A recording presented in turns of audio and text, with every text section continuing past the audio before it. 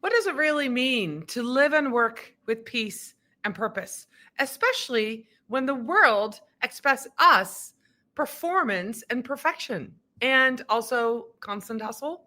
My guest today is Mike Gingrich. He's a friend, he's a lifelong endurance athlete and former executive and now coach and retreat leader who helps high achievers like you, like me, release burnout and reconnect with what matters. From the Andes to the Amazon, Mike guides transformational journeys in life, leadership, and mindset.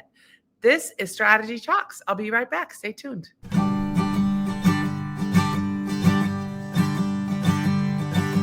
Let's strategize together. Let's hear it from an expert. Join the conversation, it's informative and free. You and me, let's talk some strategy.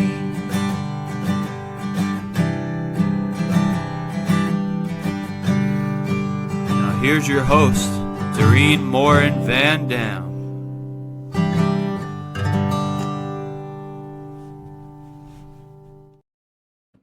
Hello. Welcome to another episode of Strategy Talks. We're nearing the end of 2025, and we're going to talk about getting you out of a slump if you're in it, and how to connect the work world with your living world, right? Sometimes they feel they're blurred, and how are we going to move forward, and what can we do to get out of a slump and out of a burnout and all those good things. There's a strategy for that. So before we dive into that with my guest today, I want to welcome all of you. If you're here on LinkedIn Live or on YouTube Live, or you're here on Facebook, leave a comment. Let us know where you're watching us from. If you have questions for my guest or myself, let us know in the comments. Be happy to answer them. We're very excited to be here live with you today. And last but not least, if you're watching this on the replay or you're listening to this as a podcast, want to make sure that you know you are welcomed as well. So I'm going to bring onto the stage with me my friend Mike. How are you today, Mike? Hey, doing well. Thank you for having me here, Doreen. No, it's awesome. And, you know, this is season 4. We're at the end of season 4 Strategy Talks, which means year 4. If you watched a little video, it's the year of international thinkers. And once again, I have somebody from a new country. I'm very excited. What country are you in, Mike? Yes, I am in Ecuador, South America. So I'm glad to be coming to you today from here.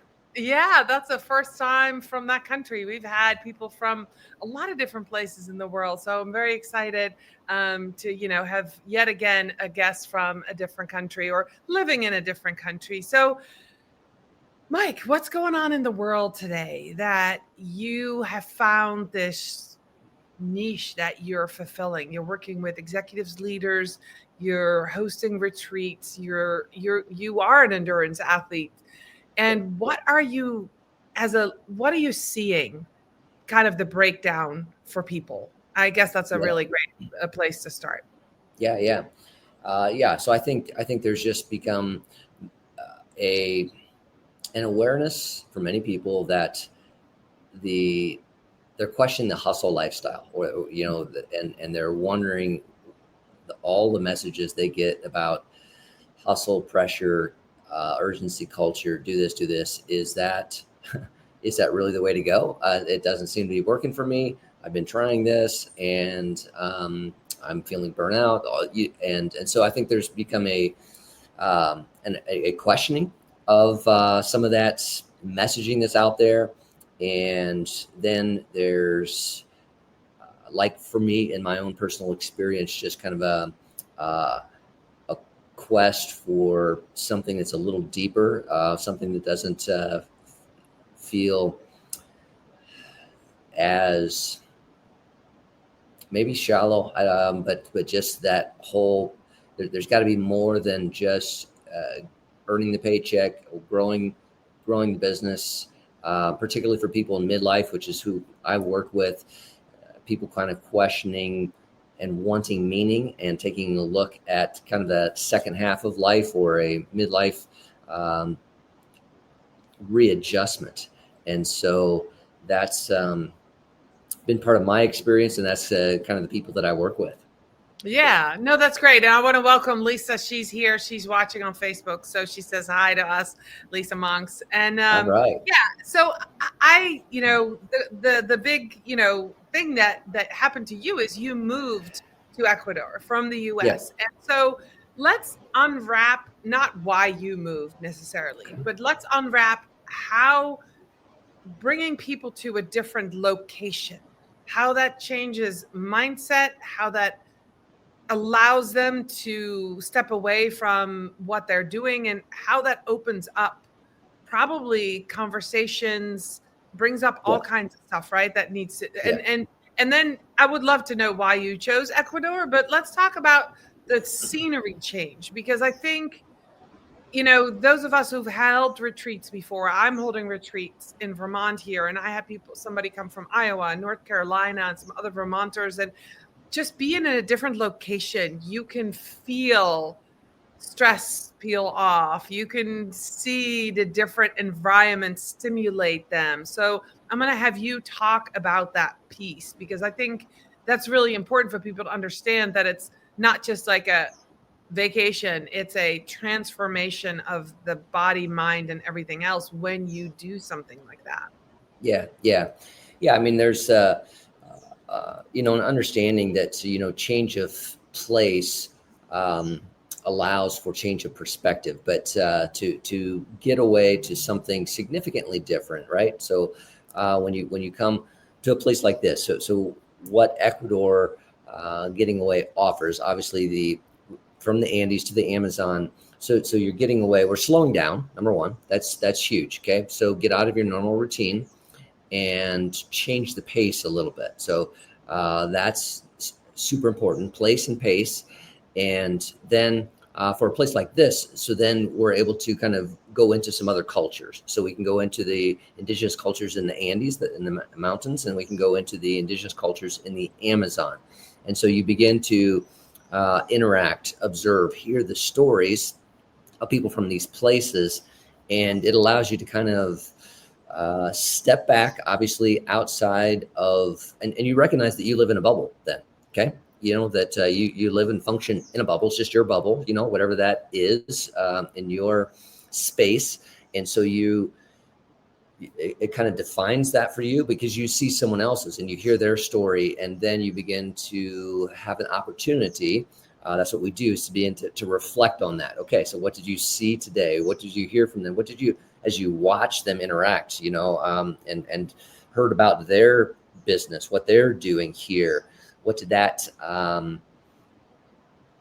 mean to you? What did you identify? And as you reflect on that now in terms of your current position, what you do. And so pace change, place change, and for me, kind of the ability to observe another culture and a couple cultures here easily and quickly just allows for some tremendous self-reflection and reflection on the bubble that you live in, and to evaluate that by slowing down and stepping back. So, obviously I'm not down in Quito right now, as you can see behind me there, but I'm up above looking down on it. So that's what we're talking about with that kind of bigger perspective. Yeah, that's awesome. So Mike, when you talk about helping overachievers break free from perfectionism and people pleasing, what's kind of like a first sign or internal signal of warning that someone is about to burn out, or how might they catch it, or how might you help them catch it before the complete burnout or breakdown? All right, I say that your body is speaking to you. Okay, we're just so geared to ignore it, to push through, to not identify it. But I say your body's speaking to you. So I first ask someone when typically if someone's going to talk to me, they're going to have some sense of, it's just, I don't know, I'm tired, or it's not going well, or I'm frustrated, that type of thing. So I want to slow them down and say, okay, let's just kind of do a body scan here and say, how is your body feeling? And for some people, like it's going to be that stiff neck or shoulder, right? That's constant. And they're like, I go to the chiropractor all the time. It's not helping, that type of thing. Or, for someone else, as we sit there and just talk about that, they're like, just heaviness in the chest. For someone else, it's going to be, digestion problems. It's in the gut, and maybe they got some signs of irritable bowel syndrome or something like that. So these often physical things are coming out, but they're indicators that there's some stuff going on in your body. Okay, so that's one of the first keys is to what's happening with your health, with your body, and that's an indicator that you may have some higher stress levels, some things going on inside of you.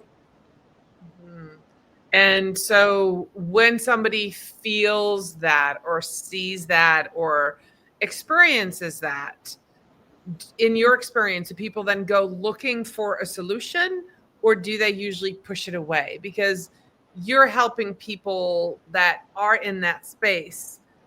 When do people recognize that they need help or they need to step away?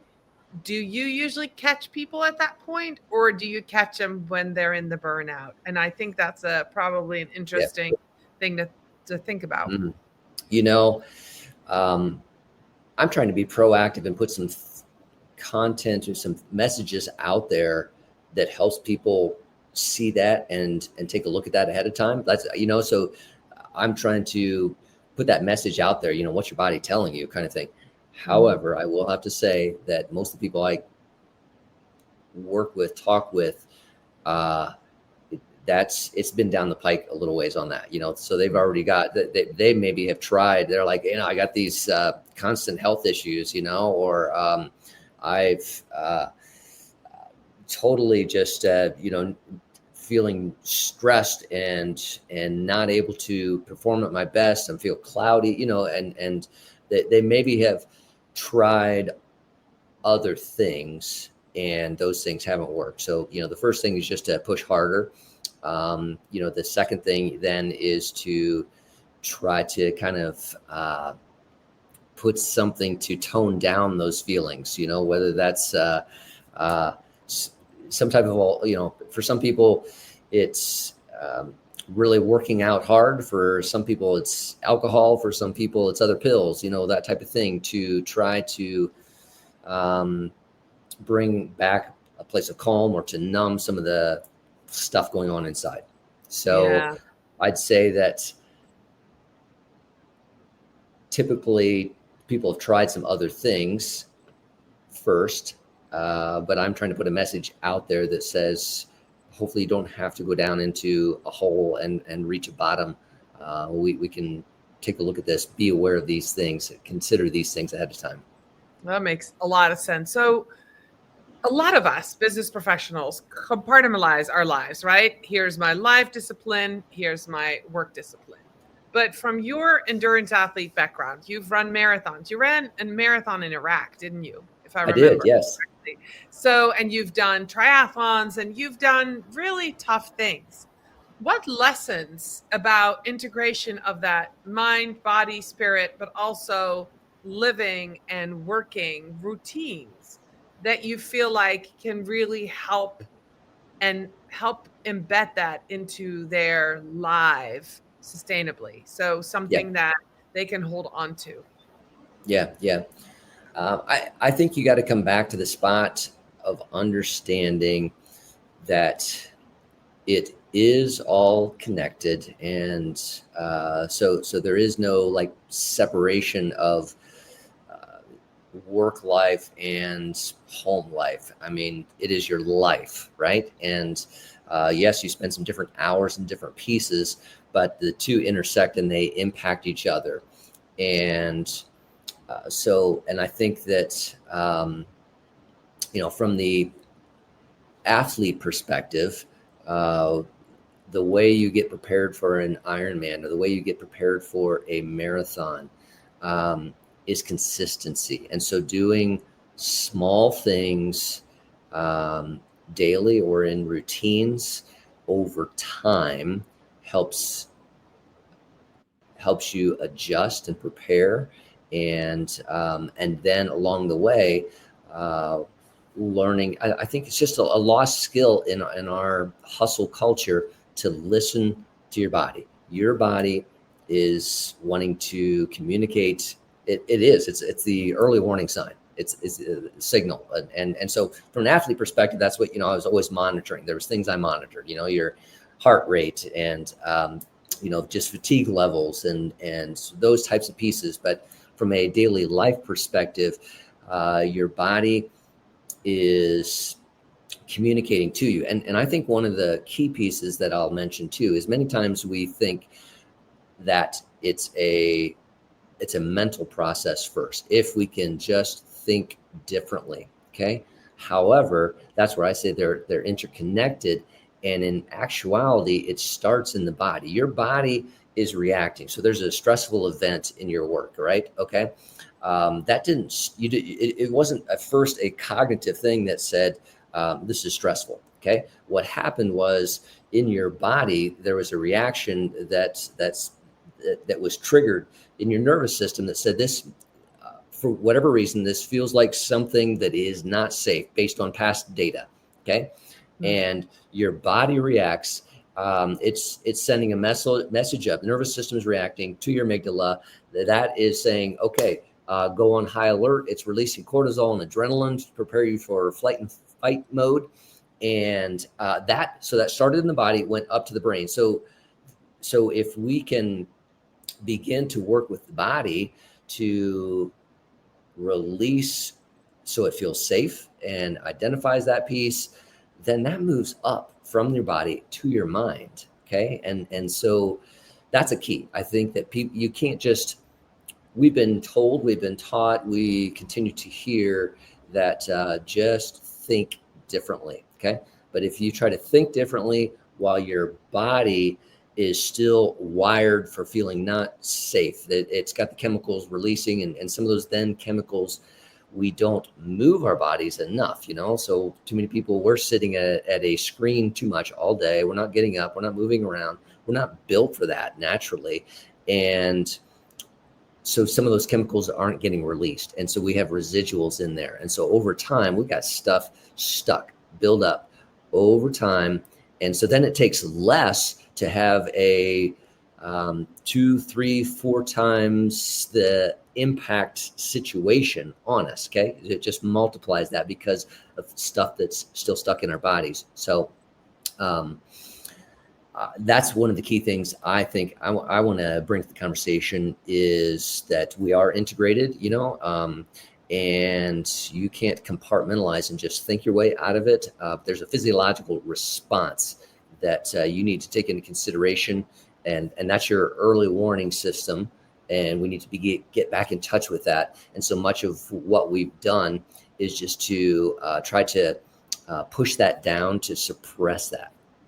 Yeah, no, I'm an endurance athlete too. I've run marathons, I've run half marathons, and I've also been injured where I can't run for a number of months. And then I feel my mindset not be right when I can't physically do the things that I'm used to doing. My routine is gone. My physical well-being the system is out of whack. So I totally get that. I want to just, as you started talking, I had this thought. I want to know, does life in Ecuador, I'm from Europe, and where you work to live, right? So you just work, that's your job, and you go home, and it's really about your friends, your holidays, very much so in Europe, and your home and your family, right? Because a lot of families live closer together than, say, in the U.S. Yes. Spread out more. So in Ecuador, have you found that as well? In the U.S., we live to work. I mean, you were talking about the hustle culture.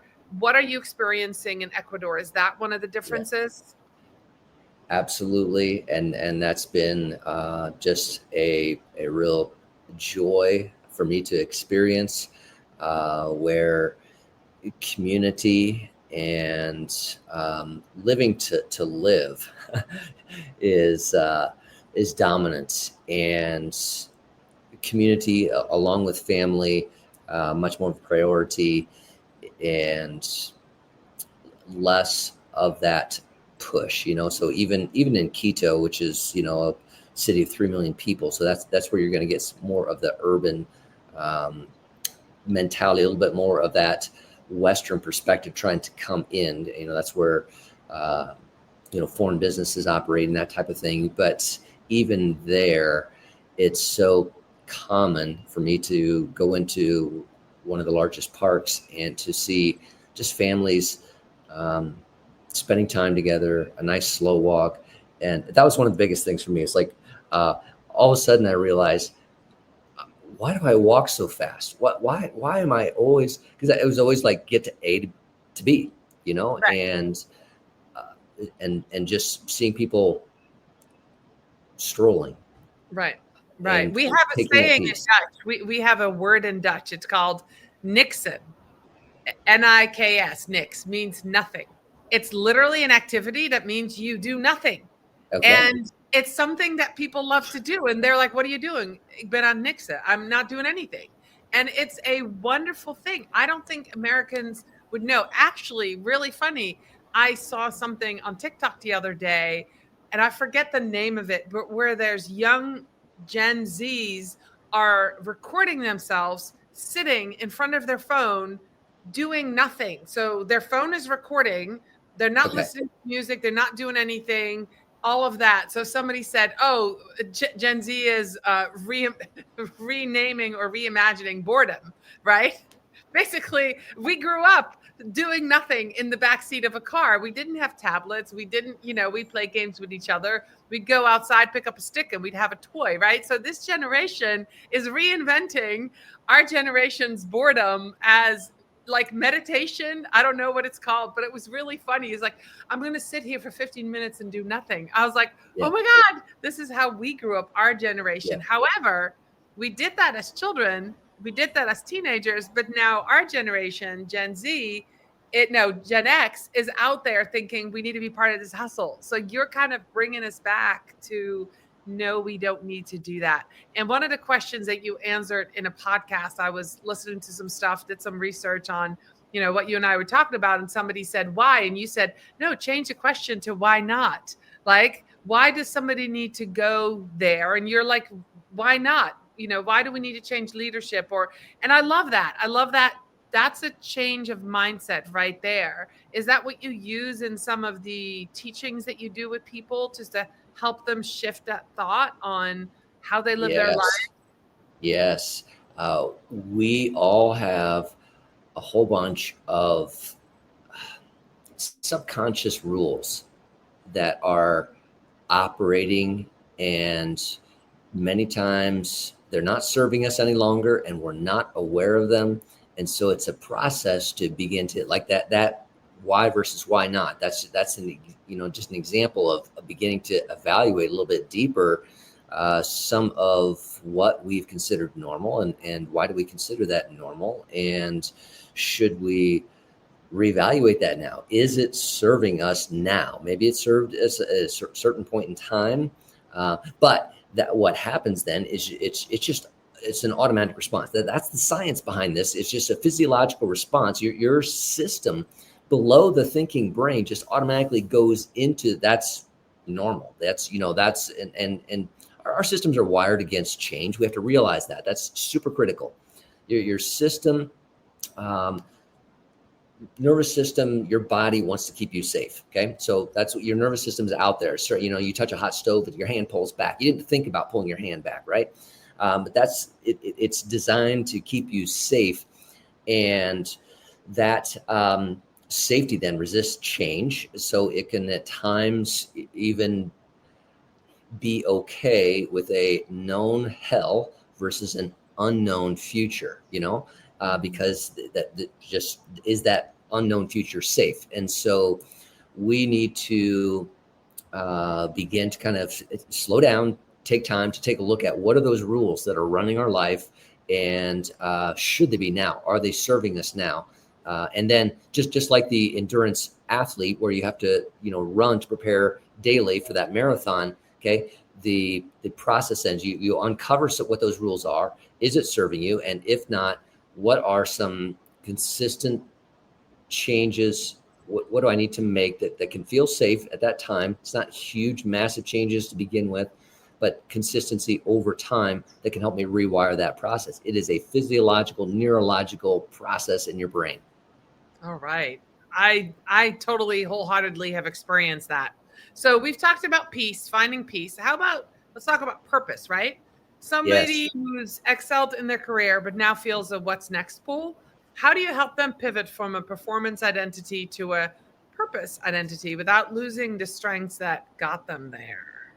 Yeah. I mean, it's number one. It's recognizing the gifts, the skills that you have you've accumulated over time, and just really getting in touch and being thankful and recognizing this toolkit that you have developed over time. So I think that's super important. And then in the process of uncovering some of those rules that we're running, the rules tend to box you in, and so that can kind of keep you from some purpose. I can't do this because of this, but if it can be identified and recognized, then I can open some pieces up, and then you can begin to take a look at. I like to take a look at, invite people to take a look at 3 Ps. So typically, from a business entrepreneur perspective, we're always the number one on the plate is profits. Okay, but can we also take a look at expanding that to a triple P and to take a look at people and planet? Okay, and so what does that mean for you if you're also going to put into your quarterly goals, your yearly goals, some things that reflect around, I want to invest in people in this regard. I want to invest in the planet in this regard, along with keeping my profitability up. So it's just, it can be, that can look tremendously different for different people, but it's beginning to take a look at, and that's that step back perspective. But it's, again, recognizing that's where we're here. We're on a planet with people. Okay, we're the ones that put in the profitability, right?